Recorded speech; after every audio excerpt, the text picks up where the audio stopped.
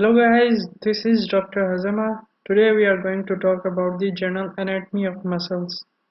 Let's get started. So first, what is a muscle? The muscles are so named because many of them resemble with a mouse, with their tendon representing as tail, just like this one. It has the contractile part and it has the tendon part or tendinous part. The contractile part has the ability to contract and shorten the length of the muscles. Further we will discuss in deep. Let's discuss about the definition. Muscle is a contractile tissue which bring about movement in our body. Hmm. Like if we have to pluck the flower in our garden, then we will have to use our muscles to forcefully tear that rose. Muscles can be regarded as the motors of the body. Like we can't do anything without the support and help of muscle.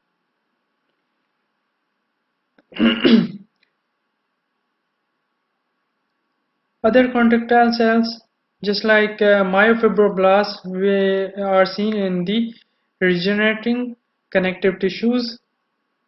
This is one type, and second type is the myoepitheliocytes, which are associated with the glands. Just like if we assume this as a gland, then myoepitheliocyte will be present just in outer surface. They will contact and squish the secretory product into the ducts or any other passage. Basic properties: they have the irritability, means that they are sensitive to stimulus. Contractility: when stimulated, they contract lengthwise, leading to the shortening. Extensibility: once a stimulus removed, they will return to its normal original length. Elasticity: muscle assume a desired shape, like types of muscles. There are three types of muscles. First one is the skeletal muscle, second is smooth muscle, third one is the cardiac muscle. The skeletal muscle, they are attached to the skeleton of our body. They are directly attached to our bones. They are cross-striated, means like that they have the striations, just like this present in our histological slide. They are voluntarily controlled. That means that if you want to contract them by your consciousness, then you can contract these types of cells. Cells are cylindrical and multinucleated. Here we can see that they are. This is nucleus, nucleus, nucleus. They are cylindrical shape, and there is no barrier between their cells. Thus, they are multicellular. They respond quickly but fatigue easily. Like like if a bee coming to you for a sting, then you can push away that bee right away. Means that you can respond quickly against that bee. Cardiac muscle tissue makes up the myocardium of the heart. Like this type of tissue makes your heart. They are unconsciously controlled, means that they are involuntarily. Microscopically appear as the stria, like this stria. Cells are short. The cells are short, branching like this one. This is one cell. There's there are two branches here. There are two branches here. Short cell, single nucleus. Cells are connected to each other by interconnected disc. This is an interconnected disc. Here, here. Smooth visceral muscle tissues. Like They are present in our organs, they are present in blood vessels, they are non-striated, means that there will be no striation present. Like this is a smooth muscle. You can see there is no striation here. Spindle shape, yes, you can assume this as a spindle shape. Having a single nucleus, here we have single nucleus, no striations, single nucleus. And, again, they have no branching like this one, no branches. Tissue is extremely extensible, means you can just like in our bladder, it can extend to very much extent, while still retaining ability to contract. The best example I can give you is the our bladder. Skeletal muscles. There are other terms we use for defining this type of muscle is the strip muscles. Like you can see there the strips. Again, striated. I already told you. Third one is the somatic muscles. Means that you can somatic nervous system controlling this type of muscles. So fourth one is the voluntary muscles.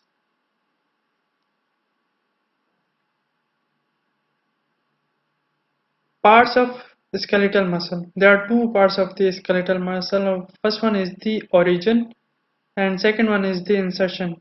Origin is attached to the bone which is fixed during contraction. Like this. Uh, I think it's bicep muscles. So origin is from proximal end of the scapula. Okay, this will remain fixed during contraction, and insertion is going further away, which will move during contraction. Insertion is the other end which moves during its contraction. In the limb muscles, origin is usually proximal to insertion. You can see this is an example of a limb. You can see that origin is proximal, whereas the insertion is the distal to the origin. There are two parts of a muscle. First one is the fleshy, this ready area. This is fleshy, which is also called as belly of the muscle. It has the unique property which is called as the contractility. Second one is the fibrous. It's called tendon. It is non-contractile. It is tough, non-contractile, inelastic, which flattening into a skull aponeurosis. It is a round one. If that is a flattened one, like a disc, then we will say like a disc or any flattened shape. The we will call it as the aponeurosis. Like we can see that external oblique muscle here has the intertendinous. Yeah.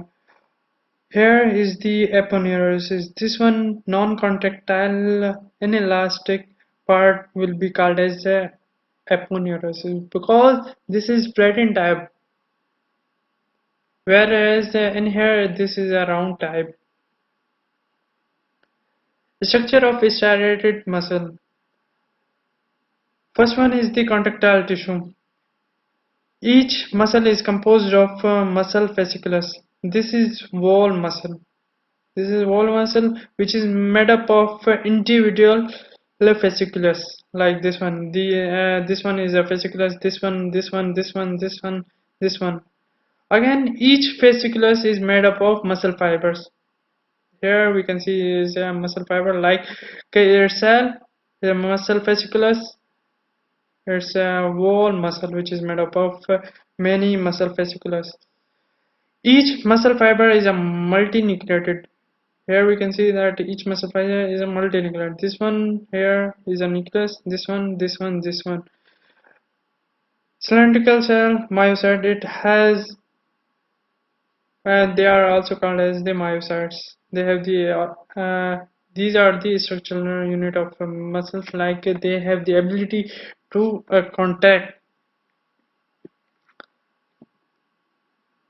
Myocytes.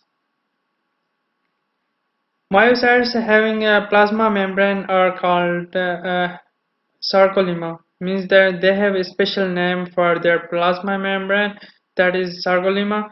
They have multinucleated nucleus. Peripheral one is both are present at the periphery of the cell. Longitudinal myofibrils. These we can say that it's a myofibril. You can see this is going on. Now we will define what is a myofibril. Each myofibril is composed of longitudinal protein filaments called myofilament, which is made up of two things, actin and myosin. These are the myofibrils. Here you can see these are the myofibrils. This one is the myosin, whereas the red one line are actin, whereas blue dark are the myosin. Each myofiber shows alternate dark and light band. You can see that this is dark, this is light band. Dark band will be called as from here to here. This is the anisotropic band or A band. Whereas the light area from this one again next actin molecule. This will be called as the I band. It means that isotropic I band. In the midline, we have H band, which is present between two I bands. We have the H band, and at the center of the H band, we have M line. Whereas in the middle of I band, we have that zigzag line, zigzag longitudinal line. We can call as Z disc, Z line, and that is the Z disc. Or crosses membrane. Here, this is the M band, this is the I band, this is the Z line, this is the H zone, pseudo H zone. The segments of myofibril between two Z disc is called sarcomere. Like this one is a Z line, this one is a Z line. Between two, we will call this region as sarcomere. Sarcomere is the structural and functional unit of muscle. Like here, there is a myosin and actin. They will contract. Means they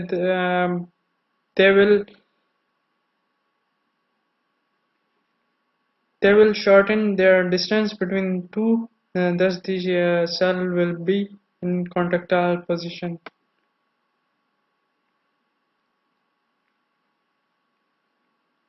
Supporting tissues.